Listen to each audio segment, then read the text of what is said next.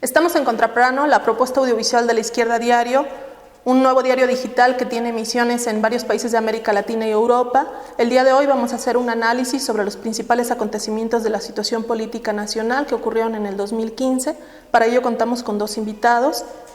Estamos con Pablo Pirinari, él es sociólogo por la UNAM, parte del staff de la revista Estrategia Internacional, ha publicado diversos ensayos sobre José Revueltas, análisis de la Revolución Mexicana y del fenómeno del narcotráfico en México. Actualmente escribe para la columna Panorama Político de la Izquierda Diario. Y estamos con el académico Sergio Moisen. Él da clases en la UNAM, en la UACM, de Historia y Teoría Marxista. Está cursando actualmente el doctorado de Estudios Latinoamericanos en la UNAM. Es colaborador de la revista Ideas de la Izquierda, compilador del libro Juventud en las Calles. Ha publicado ensayos sobre América Latina y el Caribe, sobre marxismo y surrealismo, bueno, entre otras cuestiones. Participó en el Movimiento por la Paz con Justicia y Dignidad. También es articulista de la Izquierda Diario. El año 2015 fue un año convulsivo, con importantes movilizaciones, distintas contradicciones. ¿Cómo podemos empezar con un análisis, en este caso, Sergio, de un resumen, un balance de lo que pasó?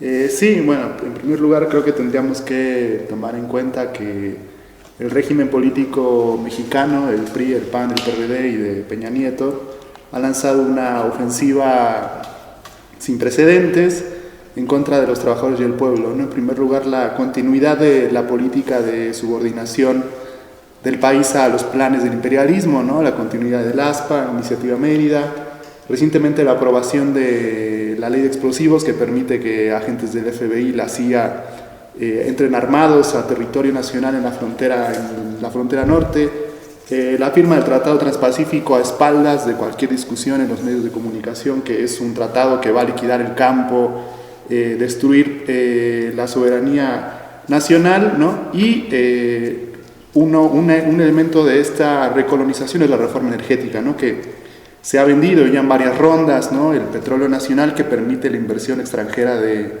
las empresas multinacionales, la Shell, Chevron, Exxon, que destruye la nacionalización del petróleo, ¿no? En ese marco también un duro ataque al bolsillo de los trabajadores, ¿no? Porque México se convirtió en un país paraíso para las transnacionales imperialistas, ¿no? La rama automotriz es dinámica, la rama aeroespacial, la electrónica. Sin embargo, mientras el PIB se mantiene en 2.5% de crecimiento en el año, los trabajadores tienen bajos salarios, tienden a la superexplotación laboral y el aumento del costo de la canasta básica ha llegado a niveles históricos que en los últimos 10 años creció un 500% y el salario subió a solo entre 2 y 3 pesos el salario mínimo diario, ¿no? Ni decir de la inflación, ni mucho menos de la relación entre el peso y el dólar, que naturalmente es nocivo para nuestro país, ¿no? Vimos también un severo ataque a las libertades democráticas. El despido de Carmen Aristegui fue una ofensa a la libertad de expresión y a la libertad de prensa, ¿no? Pero también el asesinato de Rubén Espinosa, de Nadia Vera en la colonia Narvarte, la persecución del gobierno de Veracruz, de Javier Duarte, en contra del periodismo crítico, pero también se allanó la casa de Gloria Muñoz de Desinformémonos, y en ese marco también la imposición de la reforma educativa es una muestra del autoritarismo del régimen político, ¿no? Aurelio Nuño ha llegado a ser el hombre del orden contra los maestros que resisten a la reforma educativa, y la jornada de los últimos 4 meses ha sido un ataque que pretende imponer la evaluación punitiva sobre la base de la sangre, sobre la base del tolete y sobre la base de la represión, ¿no? La desaparición del IEP en Oaxaca, el apresamiento de Otón Azariega Segura, Efraín Picasso Pérez, Juan Carlos Orozco Matus y Roberto Abel de Oaxaca, donde los pudimos ver cómo fueron tratados casi como si fueran narcotraficantes, ¿no? En cadena nacional. Y recientemente el asesinato de David Yamayel Ruiz en Chiapas, ¿no?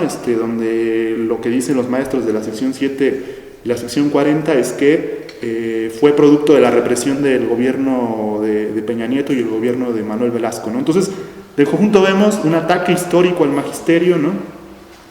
Se aplicaron las evaluaciones punitivas en los estados del sur sobre la base de mandar a 10.000 federales y la Gendarmería Nacional para implementar la reforma, ¿no? Entonces estamos viendo un endurecimiento del ataque del gobierno a los trabajadores y el pueblo, y en ese sentido no fue un año, fue un año de avance de los planes de Peña Nieto y del régimen del PRI, el PAN y el PRD, ¿no? Y Pablo, está Ayotzinapa, que también atravesó bastante del análisis del año 2015. ¿Qué nos puedes decir de eso? Sí, diciendo que frente a esta ofensiva brutal sobre el magisterio, lo que hemos visto en los últimos meses es una resistencia. Junto a esto, otro elemento, digamos, crucial de este 2015, creo que es la continuidad de las movilizaciones por Ayotzinapa. El movimiento que inició el año pasado, a fines de septiembre del año pasado, tuvo sin duda sus momentos más álgidos en los meses de octubre y de noviembre, cuando cientos de miles de personas mostraron el descontento y el hartazgo con el gobierno del PRI y con el régimen del PRI, del PAN y del PRD, y protagonizaron movilizaciones de carácter histórico. Después de este punto más alto, durante todo el 2015 hemos visto cómo miles de personas cada 26 se manifestaron, y en particular lo que vimos también es que la movilización a un año de Ayotzinapa, el 26 de septiembre del 2015, fue de los hechos políticos más importantes, de las movilizaciones más grandes de este año. Eso por una parte. Por otra parte, lo que hay que considerar es que desde los primeros meses del 2015 lo que vimos es cómo el gobierno y los partidos del Congreso intentaron cerrar por distintas vías la crisis abierta en ese momento. Esto además en el marco de que este año se caracterizó también por importantes escándalos de corrupción, y en particular el escándalo con la constructora española OHL, y así también junto a eso acontecimientos políticos que tuvieron importantes costos para el gobierno, como fue la huida del Chapo Guzmán de un penal de alta seguridad, ¿no? Todos elementos que profundizaron el descrédito del gobierno. En ese marco no deja de ser muy importante preguntarnos cuáles son las causas por las cuales lo que de alguna forma lo que se planteó como bandera a las movilizaciones del año pasado, esto es el fuera Peña, el repudio más bien a los partidos del Congreso, no se pudo realizar, ¿no? En ese sentido, creo que es importante destacar dos o tres cuestiones cruciales. Por una parte, que el gobierno de Peña Nieto contaba no solo con el aval del imperialismo norteamericano, con el aval de Washington, sino también con el apoyo de importantes sectores de las clases medias acomodadas, y en particular de la gran burguesía, que son partidarias, por supuesto, del mantenimiento y de la recuperación de la estabilidad política en el país en contra de los trabajadores y del pueblo. Junto a eso, ¿no? Junto a este elemento, desde el punto de vista político, una cuestión crucial fue el hecho que, como planteamos en muchas ocasiones desde la izquierda diario, los trabajadores, las organizaciones sindicales del movimiento obrero no participaron de forma decisiva en las movilizaciones, ¿no? Desde que se abrieron las mismas. Más allá de esto, de que el magisterio combativo fue sin duda uno de los principales actores de las mismas, el hecho es que las grandes organizaciones obreras, los grandes destacamentos del movimiento obrero, los grandes sindicatos, no se hicieron parte de eso. Y esto es una cuestión muy importante porque esto fue aprovechado por el gobierno. Es decir, no era posible lograr el fuera Peña, ¿no?, que clamaba las movilizaciones, sin el concurso, sin la participación de los millones de asalariados que mueven los resortes fundamentales de la economía del país y que son quienes pueden paralizarla, y quienes podían ser la columna vertebral en ese sentido de una huelga general política, que era lo que estaba planteado en ese momento para derrotar al gobierno de Peña Nieto.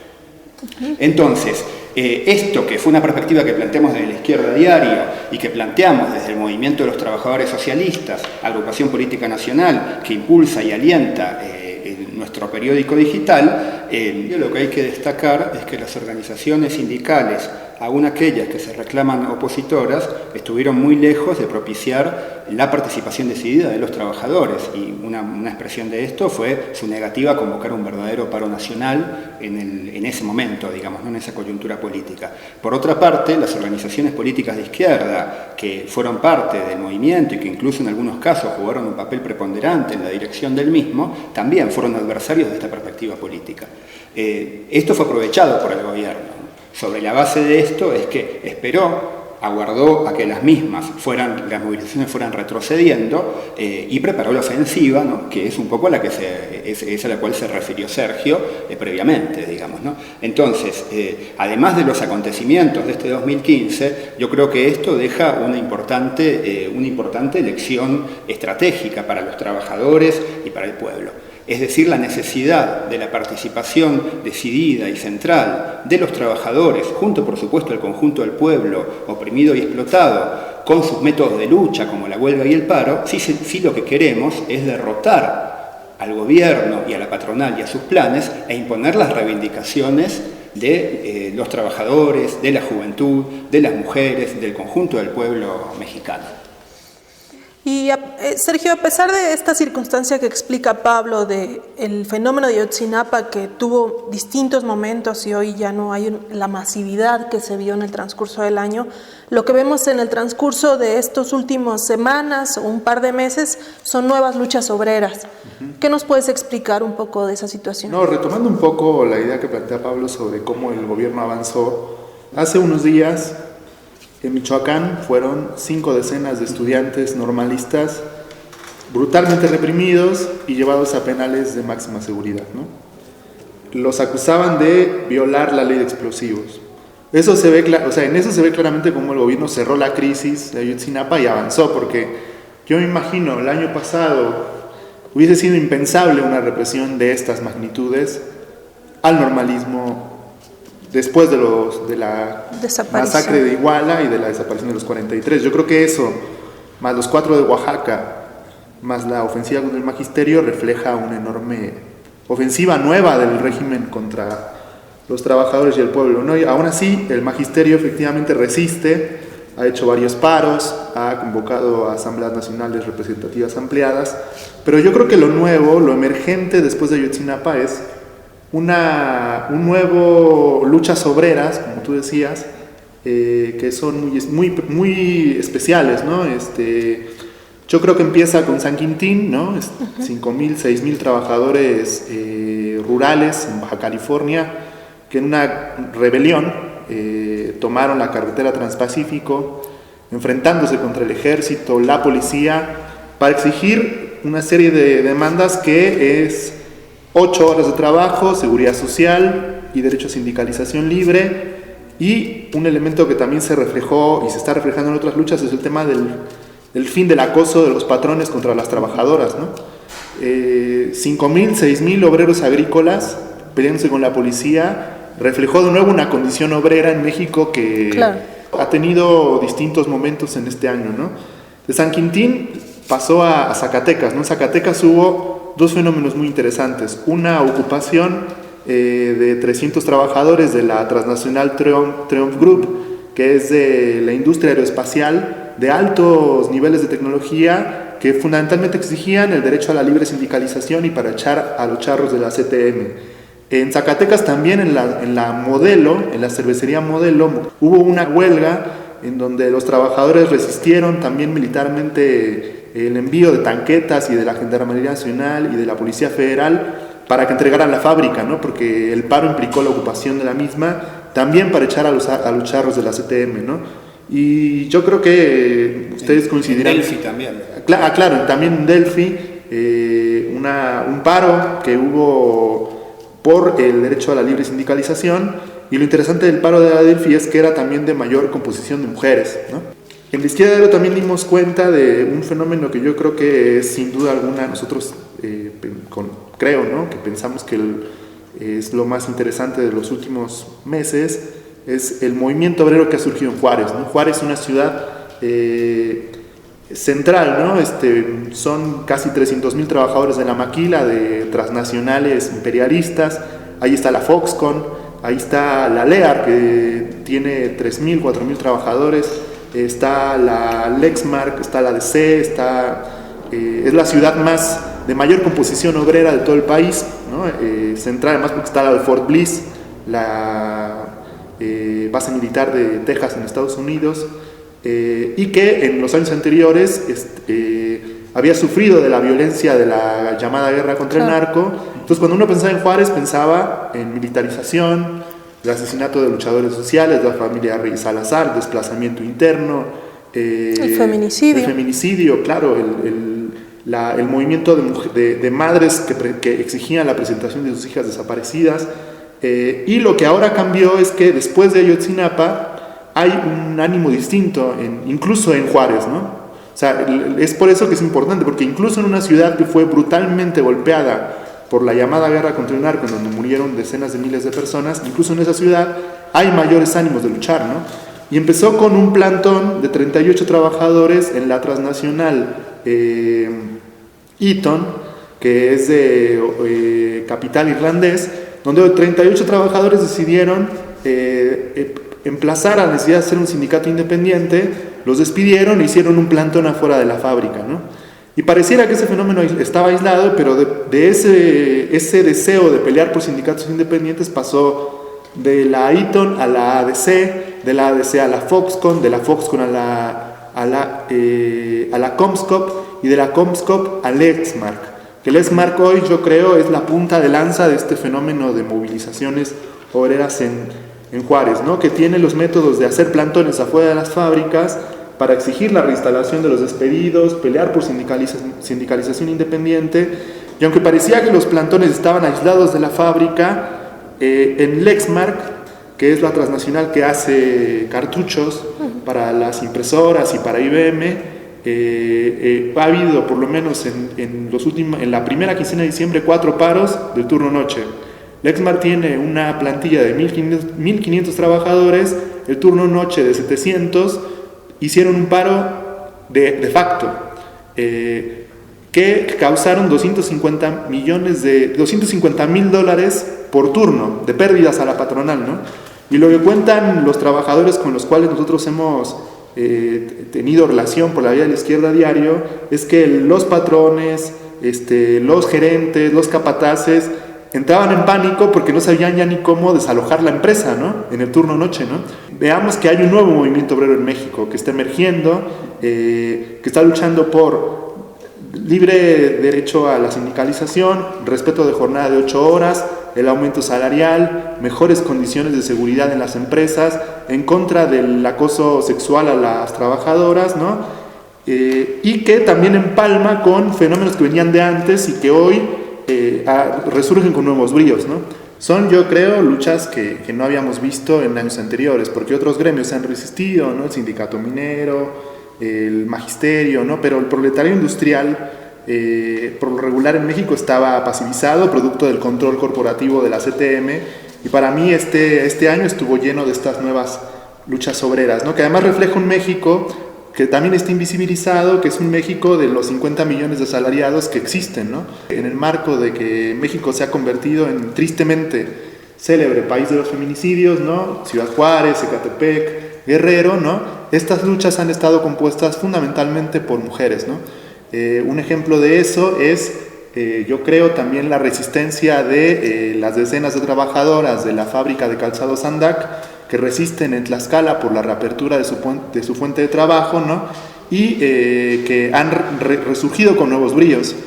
Hace unas semanas se realizó un festival en solidaridad con las trabajadoras de Sandac, en donde asistieron más de un centenar de pobladores de Calpulalpan en Tlaxcala, ¿no? La pregunta es si las nuevas luchas que hay en Juárez no son un síntoma que se vive en este nuevo proletariado joven que no le pesan las derrotas del pasado y que quiere luchar por mejores condiciones, ¿no? No, y además muy interesante lo que planteabas en torno a Sandac, porque justo con el tema de la mujer, Tlaxcala es uno de los estados claves señalados por distintas organizaciones por la trata, el número tan grande de trata que existe de mujeres en México. Sí, claro, por supuesto. Y por otro lado, Pablo, también un elemento importante que atraviesa el año es todo el fenómeno electoral, que también fue interesante y contradictorio. Claro que sí. El otro elemento, efectivamente, como tú dices, el otro elemento que hay que destacar en todo este contexto que estamos planteando son las elecciones que se realizaron, las elecciones de medio término que se realizaron el 7 de junio, digamos, ¿no? Que fue uno de los grandes hechos políticos del presente año, ¿no? El año que se está acabando. Para el gobierno, para el Congreso y los partidos del Congreso, para el Instituto Nacional Electoral, se trató de una gran operación política cuyo objetivo era tratar de recuperar algo de la credibilidad perdida en medio además del gran descrédito nacional e internacional que recorrió al gobierno de Peña Nieto. Y aunque en ese momento, en el momento de las elecciones, estuvo el boicot llamado por distintas organizaciones, el régimen político apelando a la militarización, apelando al blindaje de las elecciones que se convirtieron en las más militarizadas de la historia, logró que millones de personas fueran a votar y en ese sentido las elecciones operaron efectivamente como un desvío, ¿no? Como un desvío del descontento. Pero a la vez lo que vimos en ese momento fue una caída en votos de los principales partidos o de los partidos tradicionales, del PRI, del PAN y del PRD, y en particular la debacle del Sol Azteca, ¿no? La debacle del PRD, que entró en una crisis terminal. Lo que entró en una crisis terminal fue el proyecto de la izquierda, ¿no? De la izquierda entre comillas, del régimen político que se inició en el año 88-89 y que fue resultado de un profundo giro a derecha del partido del Sol Azteca, que tuvo sus dos principales o sus dos últimos capítulos muy importantes en su participación en el Pacto por México como pata, como soporte de los planes que impulsa Peña Nieto y que impulsa el PRI y el PAN, y en el cual el PRD fue cómplice abierto, y que también tuvo una nueva expresión de esta derechización en las implicancias evidentes de integrantes de este partido en los acontecimientos, en los hechos de Iguala. Otro elemento muy importante que arrojan las elecciones pasadas fue el ascenso electoral del Morena, ¿no? Que se convirtió en cuarta fuerza a nivel nacional y que alcanza gran peso, gran influencia en zonas tan importantes como la Ciudad de México, como la zona metropolitana, ¿no? Hay que preguntarse qué expresa este giro, esto que en primer lugar es un cambio, es una alteración, una modificación en el sistema político, en el escenario político mexicano, y qué expresa el ascenso del Morena en ese sentido. En primer lugar, lo que expresa es que millones de personas, millones de trabajadores y de jóvenes en las recientes elecciones le dieron la espalda a los partidos tradicionales, ¿no? Que se derechizaron, incluso, como decía antes, al PRD.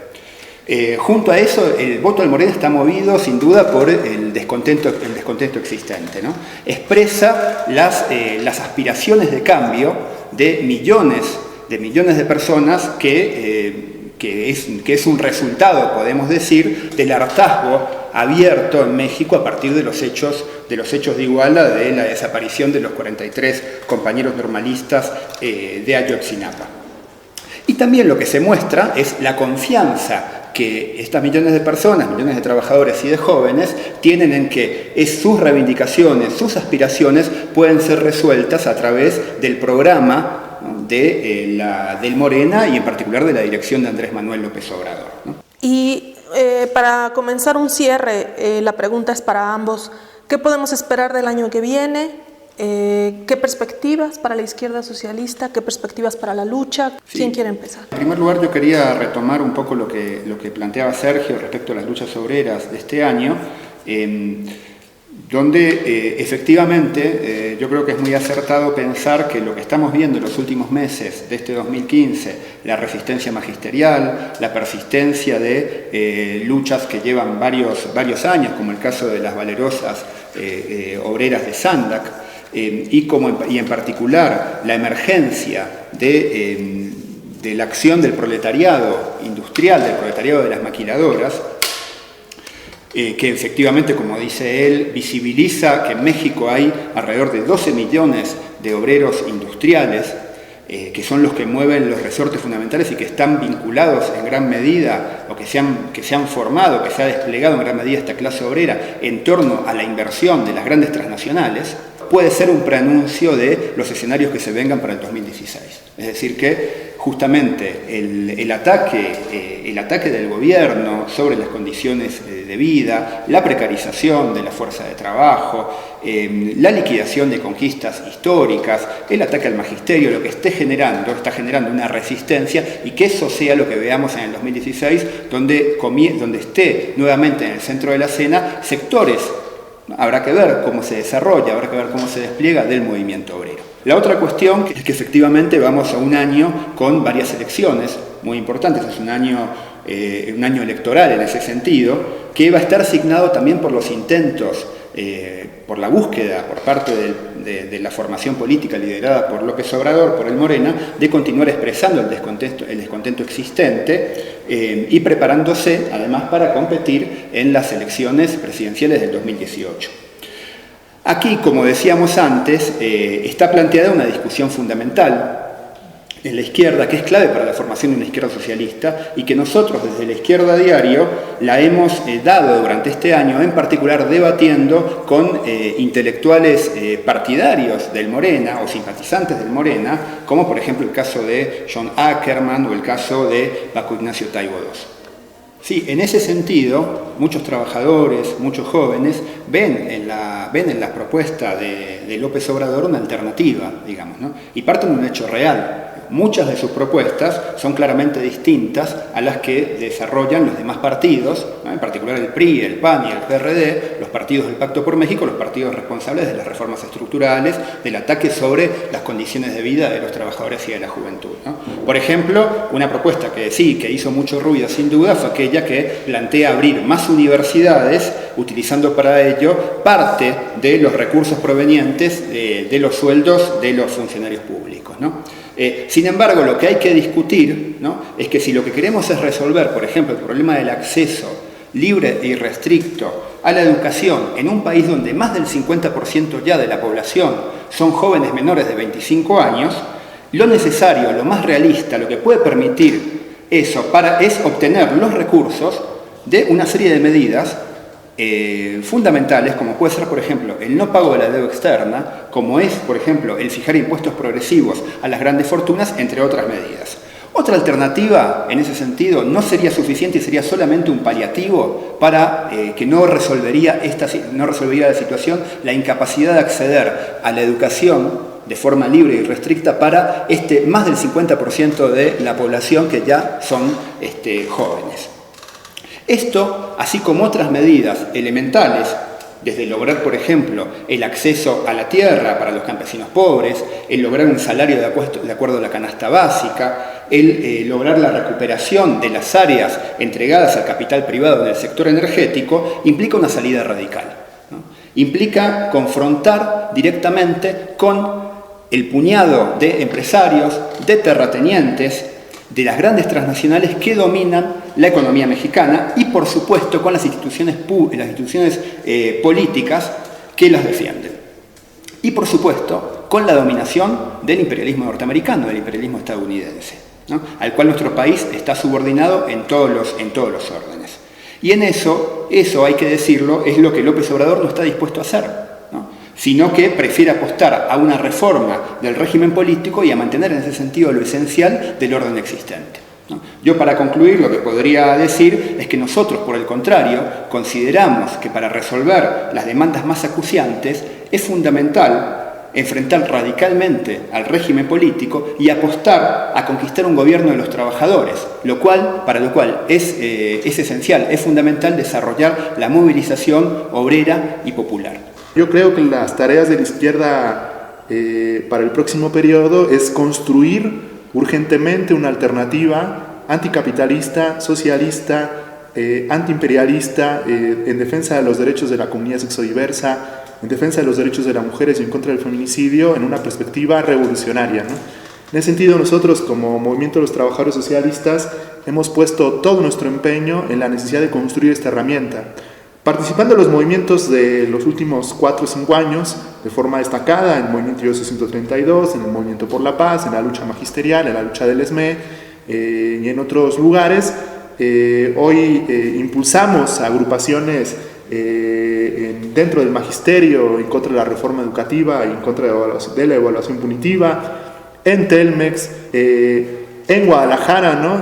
Y con la Izquierda Diario queremos poner todas nuestras herramientas al servicio de que los trabajadores tengan su propia voz, de que si los trabajadores, las mujeres, la juventud, la comunidad sexodiversa nos organizáramos en una perspectiva anticapitalista, socialista y revolucionaria, podríamos dar una alternativa para los pobres urbanos, para los miles de oprimidos y explotados en el país, ¿no? Creo que la tarea urgente para la izquierda en México es construir esta herramienta que hoy no existe, ¿no?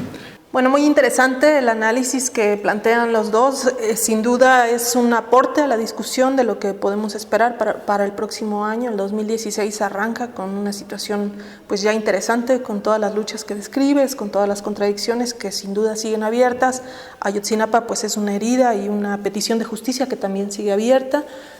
Contraplano, como saben, bueno, es una emisión impulsada por el Movimiento de los Trabajadores Socialistas.